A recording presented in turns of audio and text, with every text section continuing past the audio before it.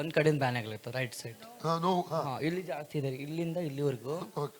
Pith ಜಾಸ್ತಿ, ಇವೆಲ್ಲ ban ಆಗೋದು. ಅಲ್ಲಿ ಸಹ ನೋವು ಉಂಟಾ? ಇಲ್ಲಿ ಇಷ್ಟು ಇದು ಬಹಳ ಬ್ಯಾನ್ ಇದೆ ರಾತ್ರಿಗೆ ಏಕೆ ಜಾಸ್ತಿ ಹೋಗ್ತೀನಿ.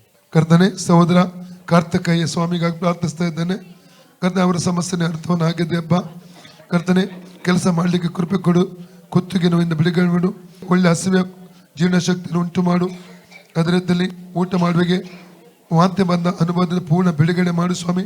ಎದೆವರಿ ಪಿತ್ತದಿಂದ ಬಿಡುಗಡೆ ಮಾಡು ಸ್ವಾಮಿ. ಮೂತ್ರ ವಿಸರ್ಜನೆ ನಾರ್ಮಲ್ ಸ್ಥಿತಿಗೆ ಬರುವಂತೆ ಸಹಾಯ ಮಾಡು.